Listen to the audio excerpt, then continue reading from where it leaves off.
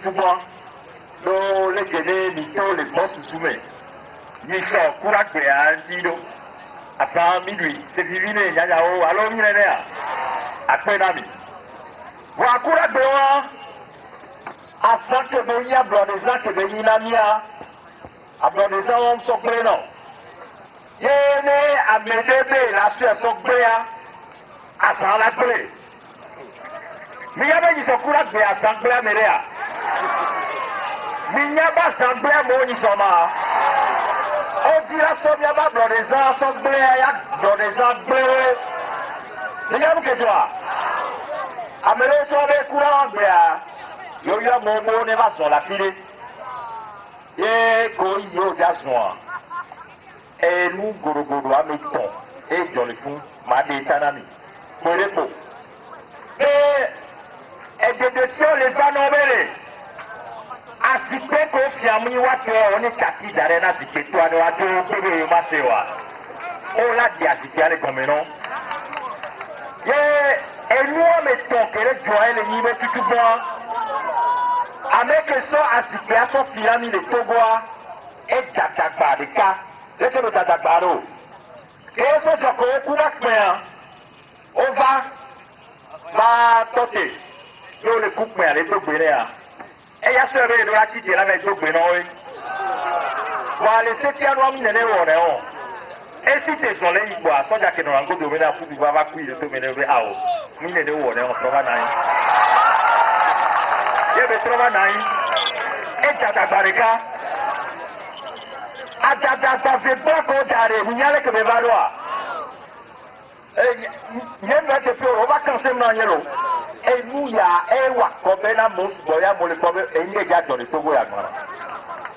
On est Amé Dana, à Tikwa Noya. Et la Tikwa dans Kakakwa Nkedo. À Tikwa Guerre à l'Omene.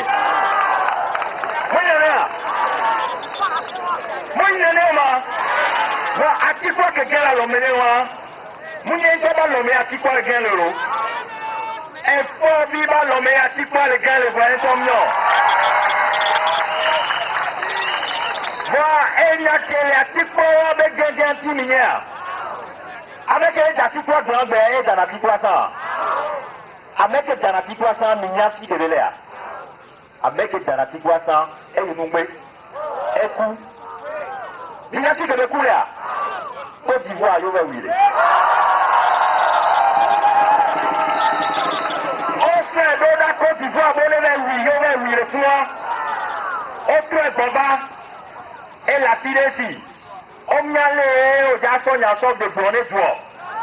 Maman, il y a des cahiers où on voit bang, bang, bang, bang, bang, les soldats. Et comme un ennemi, soldats, quelqu'un. On bénit ce quelqu'un qui a la sinois de nous dire quoi.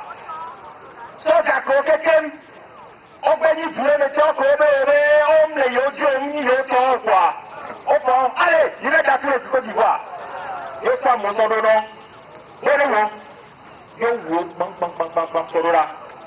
Il y a le coton qu'on peut se faire quelqu'un, mais. Les microbes sont jarés. On pense un petit peu. Il est mort de coup de maladie, quoi. Il y a un le point, il est mort de courte maladie. Il est au fois mort le Walkman. Il y a même un cours de Togo. 1993, le plateau de Carlo Facile qui a placé le Kevin Tongo, le 25 mars. Il y a eu une épuration ethnique, une épuration de démocrates. Qui est tombé de l'idée. Avec le Togo avait épuré le temps. Kudo avec le soja. Que le petit avait ton trône à Togo quoi. Au fond, vous semblez. Il y a beaucoup de gens aussi au Tépé, la Coro Bénin, et que là, il y a un Ghana. Il y a des gens qui sont là, assis à Béa, au Sosowa, et au Somme, au Douba, à Bédi. Et qu'il y a Messia Kole Togo, et Togo sont dans le Douba, à Bédi, là, mais les Sia Kole Puno. Il y a comme il y a comme et il y a mis à commettre le Togo, ce sont la cité à dire, à cité de Siadia. Il y a bien là, nous sommes, il y a des sortes de gens, nous avons abonné là, nous avons les Côte d'Ivoire, les miens. Sortes de gens, nous avons nous. Quand il y a pas mieux de à Fumeka ou au milieu.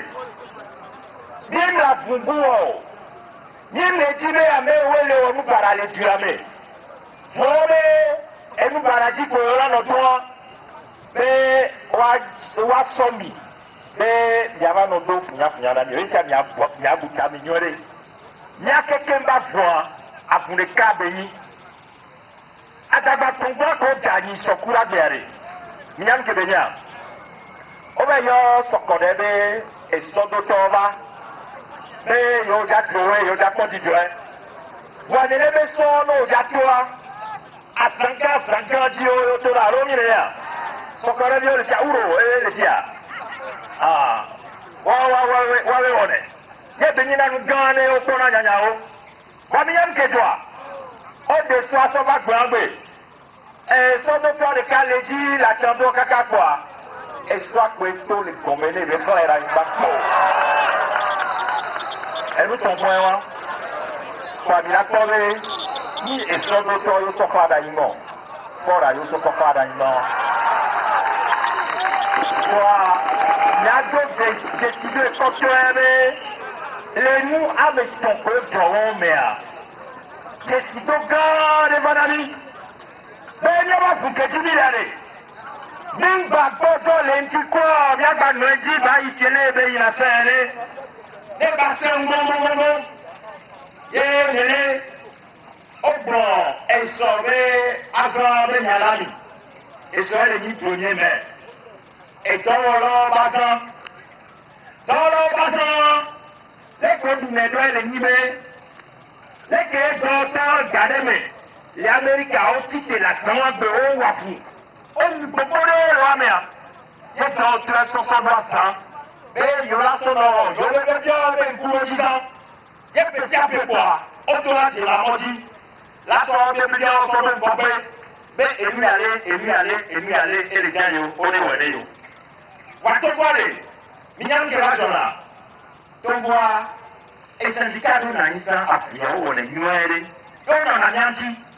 On est ensemble le collectif des syndicats indépendants. Millénaire du Togo. Et 92 degrés à l'Émekawe. Quoi de l'eau? Miwaya. Et Boara, nous battons encore quoi? Mito demande une sort. Même la ragbe. Que sont ça sort, mais beaucoup de pièces à Kouyare. Et syndicat nous a mis les corps à Médéomea. Il y a les premiers, mais avec le quoi? On est pour attirer. Là, il y a fort de Baba nous retourner. Mais ni premier cavalier du Togo. Et dans la où il y a ces deux et la colère, voilà, mais on et les sous-canons, on dit, et je traite au gagé, ils sont sur les noms, et les cacos, quand on a dit la retraite, on peut y aller, on peut y arrêter, monsieur. Il y a des, il y a et son ami d'Aguassan, les syndicats, on va au léo, tout de douanou. Et il y a tous les gens, quelqu'un, des tuamés. Bon, les dit qu'à vous.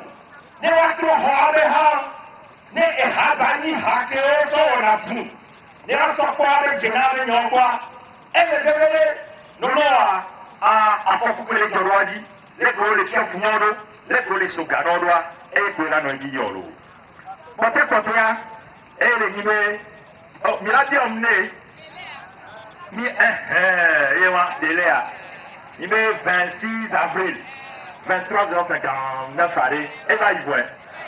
Ah, quelle là il y a, et toi? M'doré, elle est plutôt, elle est plutôt, voilà, il y a des mondes, et des banaux plutôt, en son nom, il faut que. Il y a encore, il y a encore, et vous qui l'avez déjà déjà, et le blanc, on va qu'il y ait tout de même prier, et il y a quelqu'un, dans son défi, avec un tour, et nous, la gagne ici, des cas de cataractes, ce sont millénaires. Et la gueule, si quelqu'un n'y a pas de avec papa. Et bien, nous disons que les Américains ont commandé son dollar. Mais la tour arrivée, les Américains ont gagné un dollar. Et bébé, gâteau. Et au bon, et dans le bébé, il m'a envoyé quelqu'un dans le web, il y a sonné, il y a quelqu'un d'autre. Et on l'a vraiment il a fait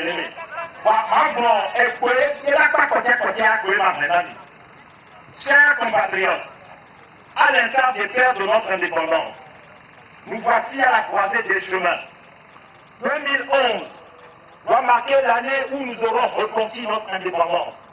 Pour cela, il nous faut nous disposer en rang serré, soudés, unis dans l'esprit et dans l'effort, pour refuser l'avenir sinistre que nous réserve Faure Gnassingbé et sa bande.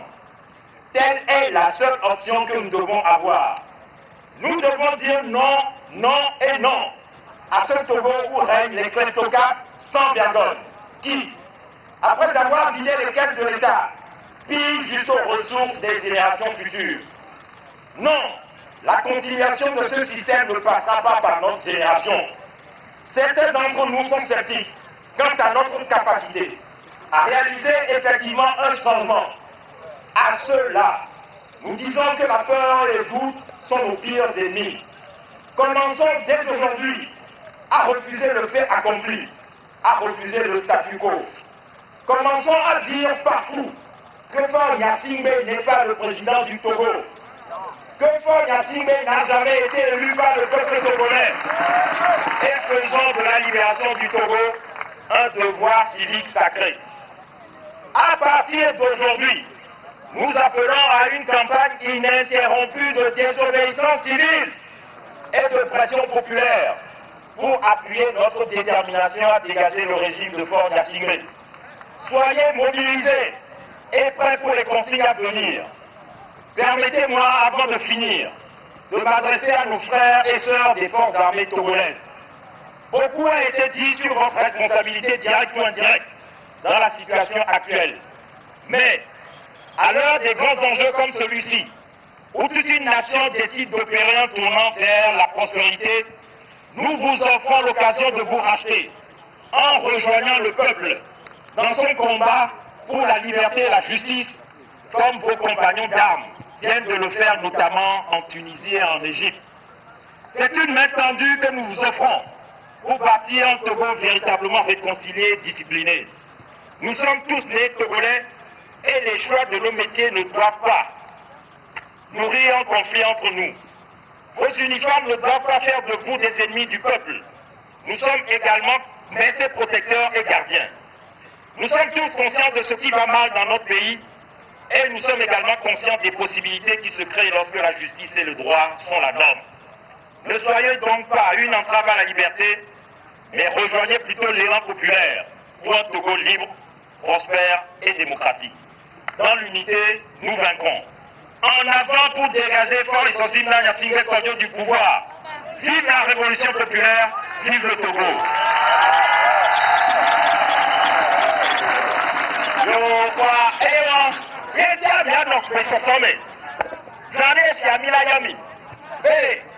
Campagne de désobéissance civique et mille gloires, il y a quelqu'un qui a quitté bien ou gongongon.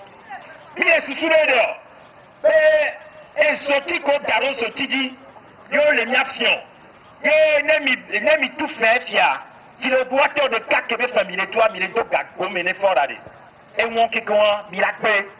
Demi pour nous prenons les noirs ou quoi, il a dit à l'homme rien. Il y a affiché à miracle, mais et gâteau Daron sorti on dit, on doit de Joe, non et ferming bateau. C'était le ferming bateau. Mais tu as raffiné. Et on va dédier du bois. On a sur ce vénon. Les Kenya, Simeon, Tike Kosoranamia, Nevado Garemia, Nilayomi, Benin Batiko. Nous sommes les Onano. On est Gassiaronamia. Il y a des vents. On a monté à les Joroa. On est bon, on est correct. Nilayomi, les frères on a l'imiatia, Ningato. Les filles de la Kogali, la Konosia Niadia, Yakoralo. Abré! Oh Gnassingbé! Oh Gnassingbé! Oh Gnassingbé! Oh Gnassingbé! Oh Gnassingbé! Oh Gnassingbé!